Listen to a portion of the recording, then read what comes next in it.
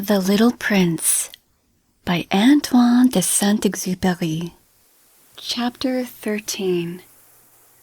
The fourth planet belonged to a businessman. This man was so much occupied that he did not even raise his head at the little prince's arrival. "Good morning," the little prince said to him. "Your cigarette has gone out." 3 and 2 make 5, 5 and 7 make 12, 12 and 3 make 15. Good morning. 15 and 7 make 22, 22 and 6 make 28. I haven't time to light it again. 26 and 5 make 31. Phew. Then that makes 501,622,731. 500 million what? asked the little prince. Eh? Are you still here? 501 million, I can't stop. I have so much to do. I am concerned with matters of consequence. I don't amuse myself with balderdash. 2 and 5 make 7. 501 million what? repeated the little prince, who never in his life had let go of a question once he had asked it. The businessman raised his head. During the 54 years that I have inhabited this planet, I have been disturbed only 3 times. The first time was 22 years ago when some giddy goose fell from goodness knows where. He made the most frightful noise that resounded all over the place, and I made 4 mistakes in my addition. The second time, 11 years ago, I was disturbed by an attack of rheumatism. I don't get enough exercise. I have no time for loafing. The third time, well, this is it. I was saying then, 501 millions. Millions of what? The businessman suddenly realized that there was no hope in being left in peace until he answered this question. Millions of those little objects, he said, which one sometimes sees in the sky. Flies? Oh, no, little glittering objects. Bees?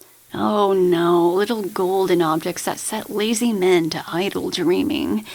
As for me, I am concerned with matters of consequence. There is no time for idle dreaming in my life. Ah, you mean the stars. Yes, that's it, the stars. And what do you do with 500 millions of stars? 501,622,731. I am concerned with matters of consequence. I am accurate. And what do you do with these stars? What do I do with them? Yes. Nothing. I own them. You own the stars? Yes. But I have already seen a king who...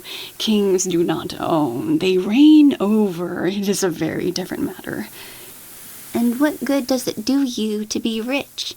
It makes it possible for me to buy more stars if any are discovered. This man, the little prince said to himself, reasons like my poor tippler. Nevertheless, he still had some more questions. How is it possible for one to own the stars? To whom do they belong? The businessman retorted, peevishly. I don't know. To nobody. Then they belong to me, because I was the first person to think of it. Is that all that is necessary? Certainly. When you find a diamond that belongs to nobody, it is yours. When you discover an island that belongs to nobody, it is yours. When you get an idea before anyone else, you take out a patent on it. It is yours. So, with me, I own the stars because nobody else before me ever thought of owning them.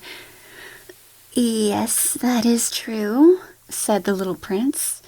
And what do you do with them?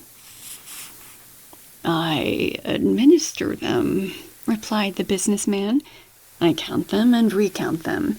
It is difficult, but I am a man who is naturally interested in matters of consequence. The little prince was still not satisfied. If I owned a silk scarf, he said, I could put it around my neck and take it away with me.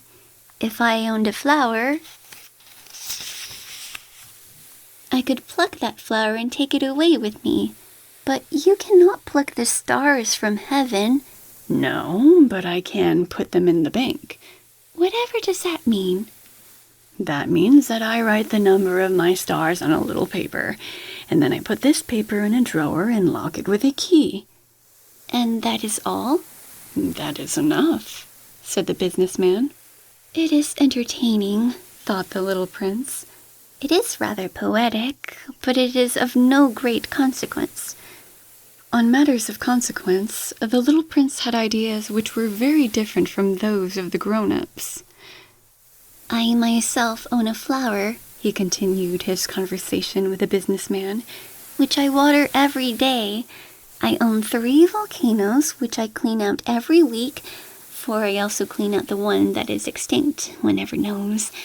It is of some use to my volcanoes, and it is of some use to my flower that I own them. But you are of no use to the stars. The businessman opened his mouth, but he found nothing to say in answer, and the little prince went away. The grown-ups are certainly altogether extraordinary, he said simply, talking to himself as he continued on his journey.